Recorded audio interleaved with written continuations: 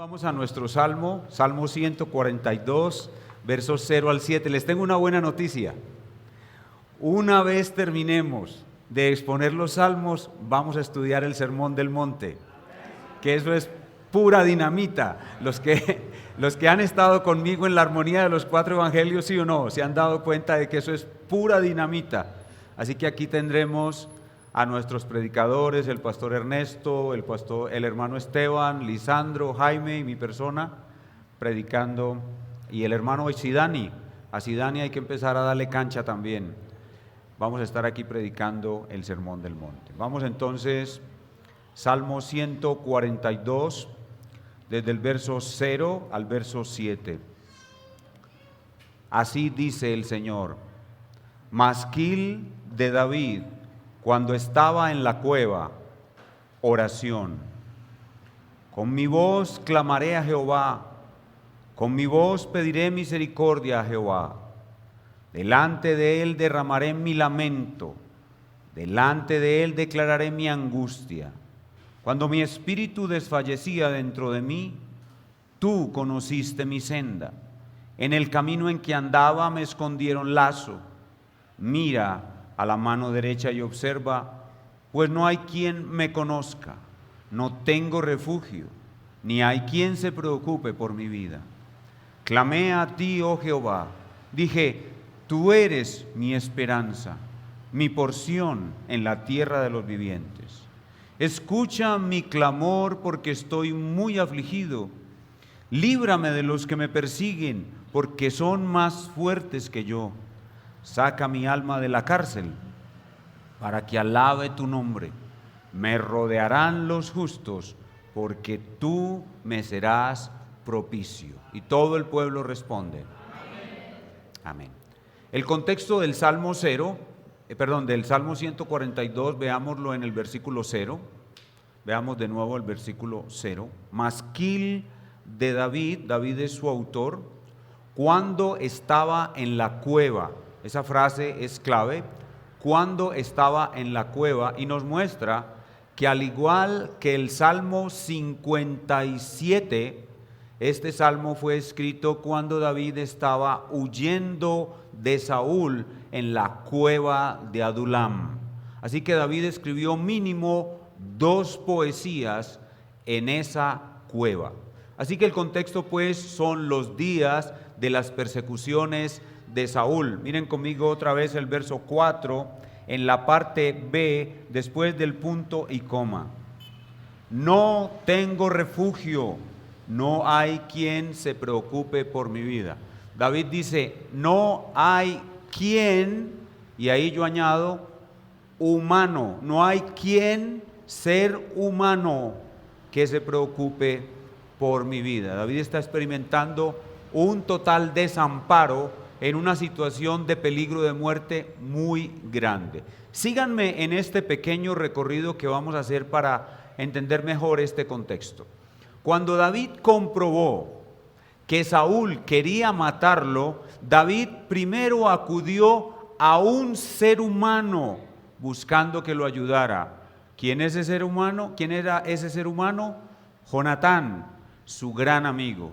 Su gran amigo trató de ayudarlo, intercedió ante su padre, pero no pudo ayudarlo más.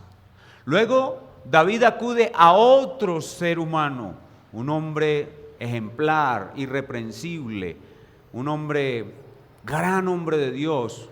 Tal vez él podría ayudarlo, el gran profeta Samuel. Sí, el gran profeta Samuel, cuando Saúl envió a sus alfiles para que mataran a David, Dios trajo su espíritu y evitó que los soldados de Saúl mataran a David, pero Samuel no pudo hacer nada más. David siguió quedando desamparado. Y luego David acude a otro ser humano, a Ahimelech, el sumo sacerdote. David huye al tabernáculo, al templo de Dios, buscando ayuda al sumo sacerdote. El sumo sacerdote le da panes y le da una espada, pero no pudo hacer más. Luego David erróneamente creyó que podía ocultarse en Filistea, donde sus enemigos, sin ser reconocido, pero fue en vano. Lo reconocieron y tuvo que fingirse loco para poder salvar su vida. Y de allí entonces huye. No hay quien se preocupe por mí. No hay quien se preocupe por mi vida. Y entonces huye a la cueva de Adulam. Y allí está, totalmente solo, sin ningún otro ser humano que lo pueda ayudar, pero está delante de Dios, haciendo esta oración, haciendo este salmo y el Salmo 57. Ese es el contexto de nuestro pasaje. Pero también debemos recordar que esta pelea entre Saúl y David nos hace retroceder una vez más hasta Génesis 3:15. Recordemos que Génesis 3:15 es vital en nuestro entendimiento de toda la Biblia. Y creo que ya se han dado cuenta con el paso del tiempo que el libro de los Salmos se basa en Génesis 3:15. En el libro de los Salmos hay una polarización. Saúl quiere matar a David. Saúl es el hijo de la serpiente, David es el hijo de Eva. Y la promesa de que un hijo de Eva destruirá a la serpiente pisando su cabeza. Y esto que hemos aprendido de esa polarización es para enseñarnos que nuestro Dios es simétrico. Nuestro Dios es simétrico. Nuestro Dios amó a David y aborreció a Saúl. Amó a Jacob y aborreció a Esaú. Nuestro Dios es simétrico. Y ese elemento de que hay una guerra entre los hijos de la serpiente y los hijos de Eva, entre Saúl y David, entre Jacob y Esaú, entre Isaac e Ismael, entre Jesús y los fariseos, entre nosotros y el mundo, nos hace tener anticipación de que mientras estemos en este mundo vamos a tener oposición y persecución. Nosotros no estamos en este mundo para vivir una vida tranquila. Nunca tendremos una vida tranquila, porque nosotros vivimos una guerra. Si somos verdaderos creyentes, dice el apóstol, el que quiera vivir piadosamente padecerá persecución. Así que eso nos coloca en la anticipación en la que debemos vivir todos los creyentes. Con eso en mente, con relación al contexto inmediato y con relación al contexto remoto, veamos el tema de nuestro salmo. ¿Cuál es el tema del Salmo 142? El siguiente: en tiempo de persecución y gran angustia, vana es la ayuda del hombre. Solo Jehová es nuestra porción, nuestro refugio y nuestra seguridad de un buen final. En tiempo de gran angustia, en tiempo de persecución, vana es la ayuda del hombre. Solo Jehová es nuestra porción, nuestro refugio y nuestra seguridad de un buen final. Ese es el tema. Y el título que le he dado al mensaje esta noche es algo que yo ya he enseñado mucho, pero algunos de ustedes no lo han escuchado. Yo espero que cuando yo me muera, ustedes se acuerden de una mente preparada para la aflicción. Una sigla que he acuñado ya hace muchos años, UMPA, una mente preparada para la aflicción. Cuando nosotros vinimos al Señor Jesucristo y ingresamos a las iglesias de Cristo, todas las que hay en esta calle, todas las iglesias de Cristo que hay en esta calle, le enseñaron a usted que usted no podía ser infeliz, que usted no podía tener problemas, que si su hijo es drogadicto o usted está pobre es porque pecó o no ha diezmado. Eso es mentira. Que usted no puede ser infeliz, que usted no puede tener problemas en esta vida, que usted está llamado a la prosperidad y a la felicidad. Eso es mentira. Todo lo contrario es la verdad. Lo contrario es que tenemos que tener una mente preparada para la aflicción. Si somos hijos de Dios, estamos en guerra contra los hijos de la serpiente y la serpiente misma está en guerra contra nosotros. Nosotros vamos a padecer en este mundo muchas aflicciones. Y esto requiere mucha repetición. Y por eso es que tantos salmos, este no es el único, a lo largo de este recorrido de 142 salmos, Hemos visto constantemente que el tema es este: debemos tener una mente preparada para la aflicción. Entonces esto es una cosa que hay que repetirlo constantemente. Y en nuestro salmo vemos dos cosas. Vemos dos cosas en medio de esta persecución y en medio de esta gran angustia. David tiene dos cosas en esta oración. Primero, una súplica en los versos 1 al 7a, y la forma como termina el salmo es la seguridad de un buen final. Dos cosas en el salmo: una súplica, versos 1 al 7a, y termina con la seguridad de un buen final, versos 7b. Y espero que puedan observar en el salmo que David está, en su experiencia de oración, está viviendo como la montaña rusa. La montaña rusa, ustedes han visto que la montaña rusa sube y baja, ¿no? Bueno, en este salmo espero que ustedes puedan observar que cuando David comienza a orar, su lamento lo lleva casi a la depresión, pero de pronto se levanta. Versículo 1 comienza a orar y desciende casi hasta la depresión, y de pronto se levanta en el versículo 3. Se levanta y luego sigue orando y su lamento lo lleva otra vez casi a la depresión, y de pronto se levanta en el versículo 5. Y después sigue orando y su lamento, este es un salmo de lamentación. David se lamenta, no es una queja. David no se está quejando de Dios, se está lamentando delante de Dios. En el verso 5 se lamenta otra vez y el lamento lo hace caer casi en depresión, y se levanta y termina en un gran final en el versículo 7. Así que espero que puedan ver la montaña rusa en la oración de David. Estamos ubicados en la máquina del tiempo en el siglo X antes de Cristo. Este es un salmo eminentemente cristocéntrico y un salmo que puede ser aplicado perfectamente a nosotros en el siglo XXI. Comencemos con la súplica en los versos 1 y 2. Dice: con mi voz clamaré a Jehová. La palabra clamaré significa orar en medio de gran angustia. Con mi voz pediré misericordia a Jehová. Esa expresión, pediré misericordia, significa que David se está sintiendo como un miserable. Los que piden misericordia se sienten como miserables, y es evidente. David está en una cueva, sin comida, solo metido en una cueva. Se siente un miserable, despojado. Y él dice: me ungieron para ser rey y miren dónde estoy. Se siente un miserable. Dice: pediré misericordia a Jehová.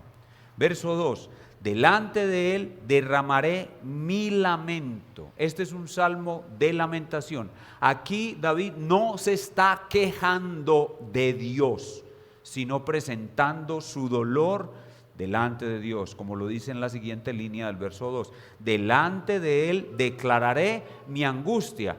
Nosotros, cuando tenemos angustias, podemos ir a Dios en oración y expresarle a Dios: Dios, Señor, estoy angustiado. ¿Sí? Estar angustiado no es pecado. Sentir tristeza no es pecado. Pecado es dejarse dominar por eso.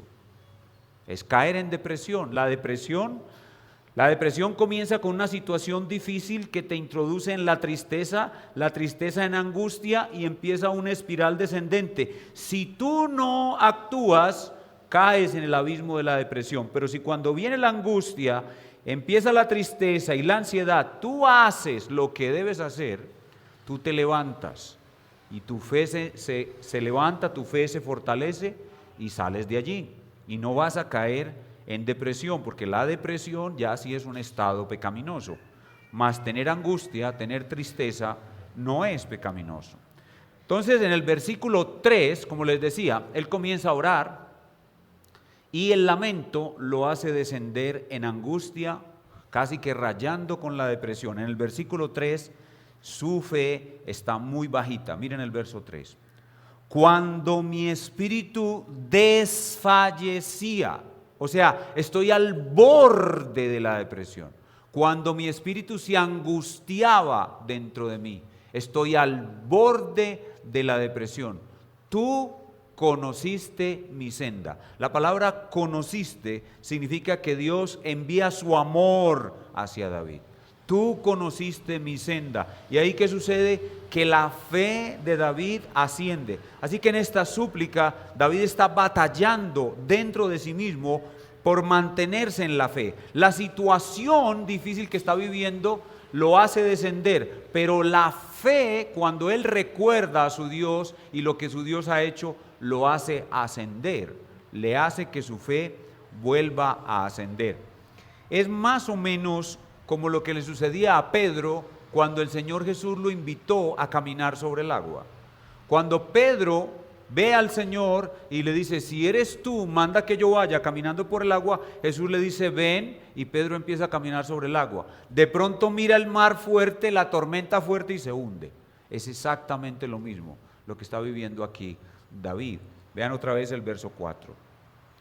Aquí comienza otra vez a descender la fe, o sea, Pedro a hundirse. Mira a la mano derecha o mira a mi diestra y observa, pues no hay quien me quiera conocer. La palabra conocer tiene un elemento afectivo. La palabra conocer no es tanto cognitiva, no es de conocimiento, sino de afecto. No hay quien tenga afecto hacia mí. No tengo refugio. No hay quien cuide de mi vida. Entonces, otra vez, versículo 1 desciende, versículo 3 asciende, versículo 4 desciende y el versículo 5 lo vuelve otra vez a levantar. Dice, verso 5, clamé a ti, oh Jehová, y dije, clamé a ti, oh Jehová, dije, tú eres mi esperanza. ¿Qué está haciendo David ahí? Esto es muy importante, aquí esta palabra, dije, clamé a ti, oh Jehová, dije. ¿Con quién está hablando David? Con él mismo. Con él mismo. Obviamente está orando a Dios, pero lo que él dice, se lo está diciendo a Dios y a la vez se lo está diciendo a él mismo. Dice, tú eres mi esperanza. Cuando hemos hablado de una mente preparada para la aflicción, ¿cómo llamamos a eso? Autopredicación. O sea, la clave para poder mantener nuestra fe en los momentos de angustia es predicarnos a nosotros mismos. ¿Qué sucede cuando nosotros tenemos una angustia muy grande? Cuando usted lo llaman y le dicen que tiene un cáncer avanzado, inmediatamente y naturalmente usted sufre de una amnesia selectiva. En ese instante no se le olvida su nombre, ni el nombre de su papá, ni el nombre de su mamá, pero se le olvida qué es Dios para usted y usted entra en pánico porque su mente reacciona con los reflejos instintivos de protección de su vida. Entonces usted entra en miedo, pánico, me voy a morir. Y puede hacer una crisis de angustia, de ansiedad, comienza a respirar rápido, a ventilar y hace una crisis de angustia. ¿Cuál es el remedio para eso? El remedio para eso es hablarse a sí mismo. Dije, orando delante de Dios, dije, tú eres mi esperanza. ¿Cuál es la esperanza del creyente? Que hay un Dios en los cielos, que el cáncer está en sus manos, que mi vida está en sus manos, que mi cuerpo está en sus manos, que Él me formó en el vientre de mi madre. Mi embrión vieron tus ojos cuando estudiamos el Salmo 139, y en su libro estaban escritas todas las cosas, sin faltar una de ellas, y ahí estaba escrito que yo iba a tener cáncer. Y está escrito si me voy a sanar o está escrito si me voy a morir, pero también está escrito que al cielo me voy a ir. Cuando yo me predico eso a mí mismo, ¿qué pasa con mi fe? Mi fe se levanta.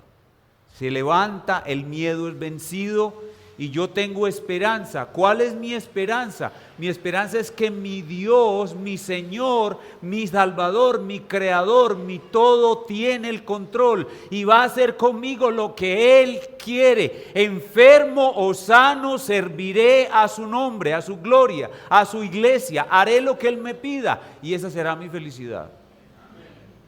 no solamente David se autopredica diciendo, tú eres mi esperanza, sino que hay algo todavía más profundo y es, y mi porción. Mi porción, esta palabra porción es muy importante. Esa palabra porción nos lleva a lo más profundo del corazón. La porción es el tesoro del corazón. Dios nos creó para que Él mismo fuera el tesoro. Dice la Escritura que Él puso eternidad en el corazón del hombre. Dios nos creó para que nuestro corazón fuera nuestro tesoro. Cuando Dios es nuestra porción, cuando Dios es nuestro tesoro, nosotros somos felices. La felicidad no es algo que se busca, la felicidad es algo que se tiene cuando Dios en la persona de Cristo Jesús es nuestra porción, es nuestro tesoro. Si usted puede decir con el salmista que Jehová es su porción, o usted puede decir con el profeta Jeremías en el libro de Lamentaciones, habían destruido toda la ciudad de Jerusalén, el templo, y él estaba en la calle sin nada, y Jeremías dice, mi porción es Jehová, ha dicho mi alma, por tanto en él esperaré. Cuando el alma puede decir, mi porción es Jehová, cuando el alma puede decir, mi porción es Jehová, ese ser humano tiene una felicidad indestructible. Una felicidad que no puede ser destruida por un cáncer. Por el contrario, el cáncer aumenta la felicidad porque hace que estés más cerca del Señor. Es una felicidad indestructible. Así la palabra porción, mi porción, es la palabra más importante de este salmo. Es la palabra que realmente levanta la fe de David. Jehová es mi porción. Martín Lutero decía en su famoso himno Castillo Fuerte, me pueden despojar de bienes y hogar, mi cuerpo destruir, mas siempre ha de existir de Dios el reino eterno.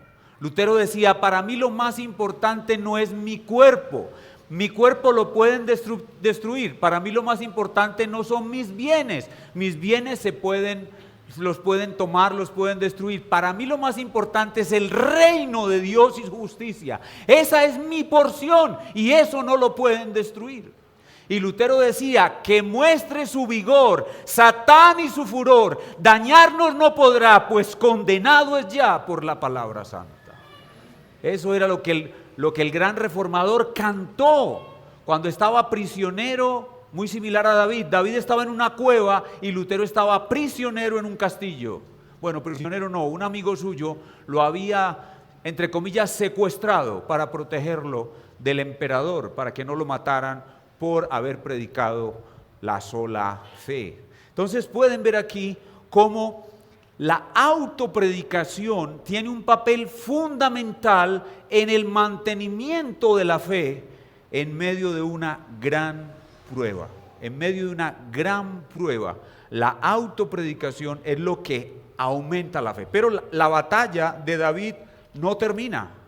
En el verso 6, la incredulidad lo ataca de nuevo cuando él vuelve a su lamento. Verso 6, escucha mi clamor, porque estoy muy afligido, líbrame de los que me persiguen, porque son más fuertes que yo. David decae otra vez, líbrame de los que me persiguen, porque son más fuertes que yo. Ajá, David, Saúl es más fuerte que tú, sí, es más fuerte que yo. Ajá, y el gigante no era más fuerte que tú, y tú venciste al gigante, ¿sí o no? ¿Qué es lo que necesita David en este momento, en este preciso momento, cuando su fe está haciéndole ver lo poderoso que es Saúl y lo débil que él es porque está solo? ¿Qué es lo que necesita David? Autopredicarse de nuevo y recordar que el gigante era más fuerte que él, y porque Jehová estuvo con él, él venció al gigante.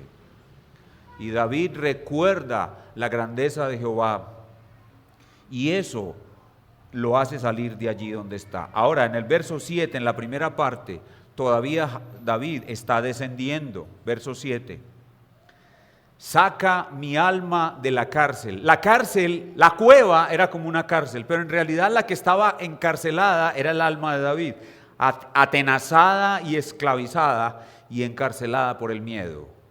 Por eso David dice, saca mi alma de la cárcel. ¿Para qué? Para que alabe tu nombre. Entonces otra vez la fe está en un punto bajo, pero otra vez David se predica a sí mismo la gloria de Dios, el poder de Dios, y David sale de la poca fe, sale de la angustia. Y ese es el segundo punto.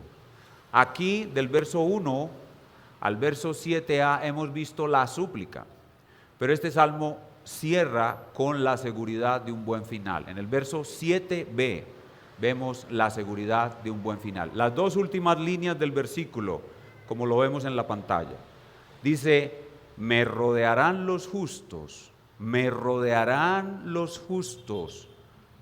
Allí implica una gran seguridad. No voy a estar solo, porque tú me serás propicio. La palabra propicio significa, vas a escuchar mi oración y vas a responder a mi favor. Tú me serás propicio. Entonces David aquí está mostrando que tiene la seguridad de un buen final, y se ve de nuevo el papel tan importante que tiene la autopredicación en el mantenimiento de la fe en medio de las grandes angustias. Vayan conmigo a 1 de Samuel, capítulo 22, los versos 1 y 2, y allí vamos a ver cómo Dios verdaderamente hace o cumple lo que David dijo en las últimas dos líneas del Salmo 142. Dice 1 de Samuel 22:1, yéndose luego David de allí, huyó a la cueva de Adulam, ese es el contexto, y cuando sus hermanos y toda la casa de su padre lo supieron, ¿qué dice el texto?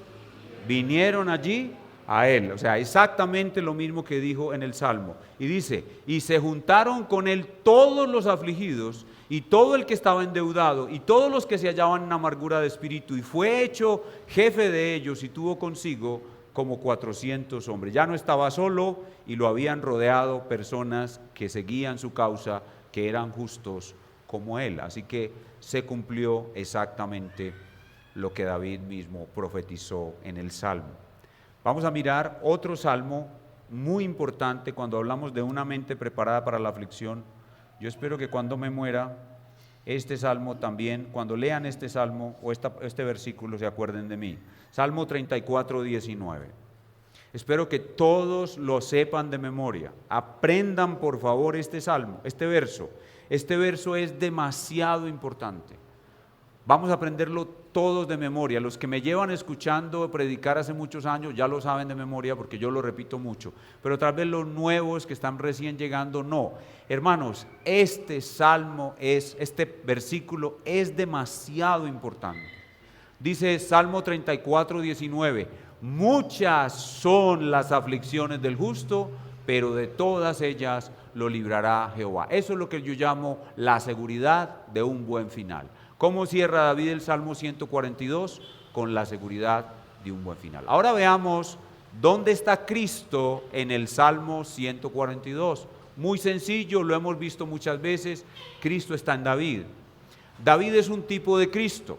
Y más que David, Jesús fue angustiado. Las angustias de Jesús en Getsemaní fueron superiores a cualquier angustia de Cristo. Nuestro Señor también dijo, mi alma está angustiada hasta la muerte. Así que estar angustiado no es pecado. Lo que es pecado es dejarse sumergir en la depresión. Estar angustiado no es pecado. Le expongo a Dios mi angustia y Él me libra de la angustia.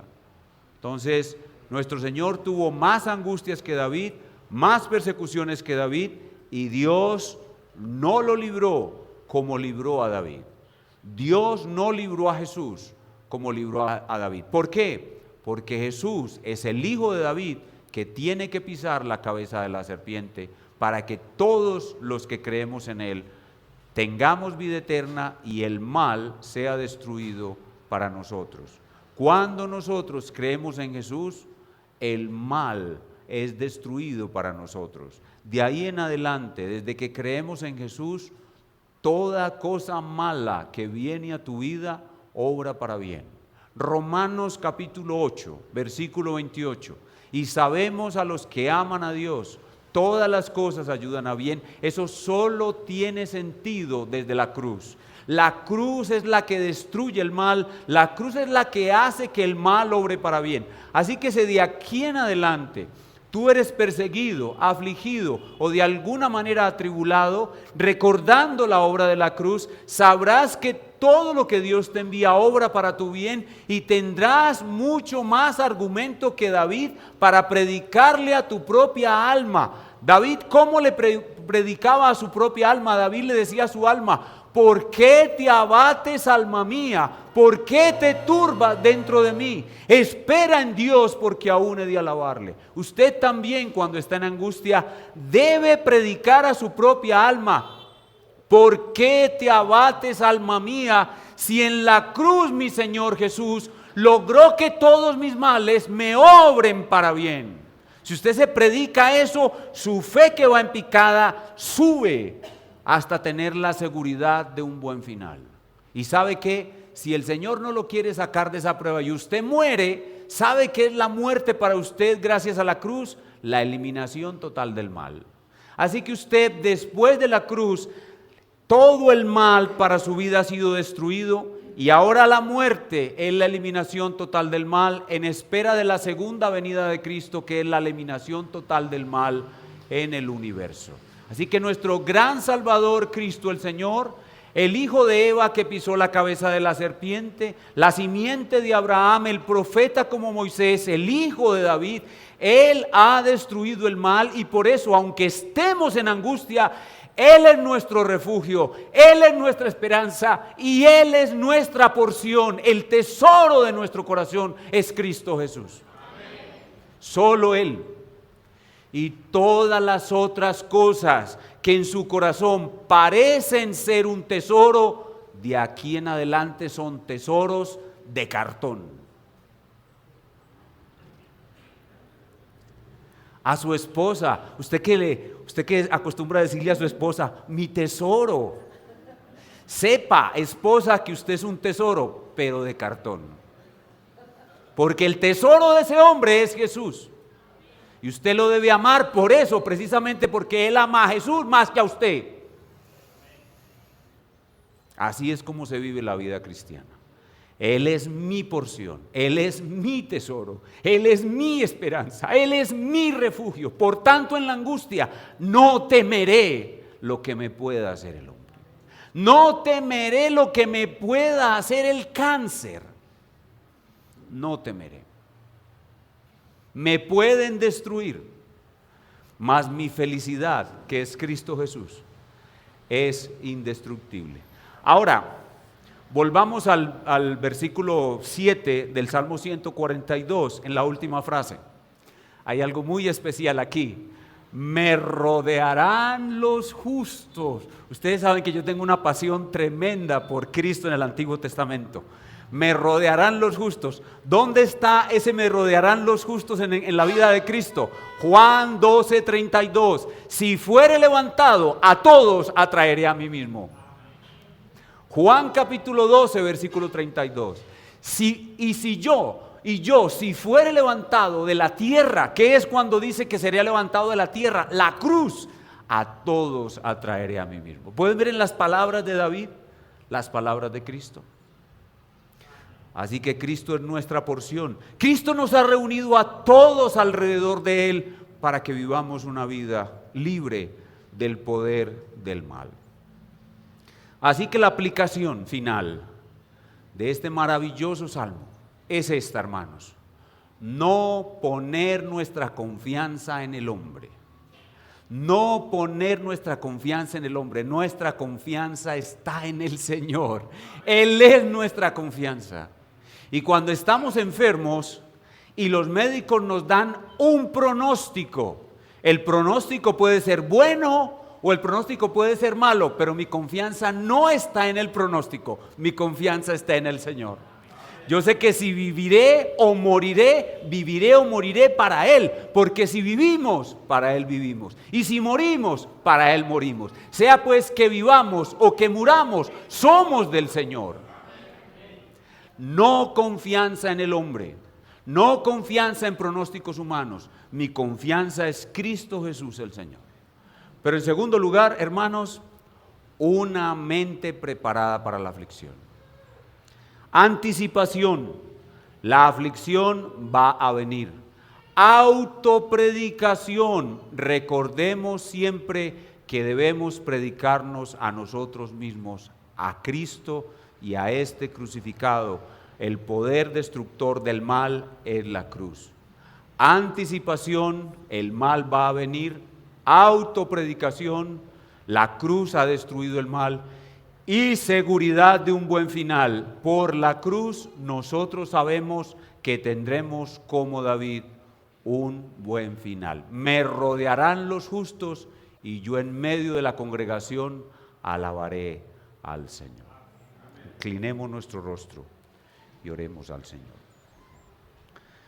Gran Creador todopoderoso, realmente en este salmo colocaste lo que el alma humana necesita.